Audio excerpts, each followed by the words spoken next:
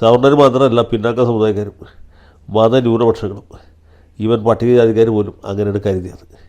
ഏതായാലും ചെറിയ സ്ഥലത്തെങ്കിലും വാഹനങ്ങൾ തടയാനും കടകൾ അടപ്പിക്കാനും ഒക്കെ ഇതിൻ്റെ സംഘടനകൾക്ക് സാധിച്ചു എന്നുള്ളതിൽ എനിക്ക് ചാരിതാർച്ചയുണ്ട്.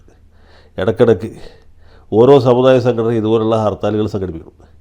ഇവിടെ ഈ ദളിത് സംഘടനകളാണ് ഹർത്താൽ നടത്തുന്നത് എന്ന് കരുതി മിക്കവാറും ആരും തന്നെ അതിന് പിന്തുണ കൊടുത്തില്ല. ആകെ വന്നിട്ട് പോയിട്ട് നമ്മുടെ SDPI മാത്രമാണ് വാഗുണ്ടാണെങ്കിലും പിന്തുണ പ്രഖ്യാപിച്ചത്. അവർ വളരെ സജീവമായിട്ട് കട അടപ്പിക്കാനൊന്നും ഉണ്ടായിരുന്നില്ല.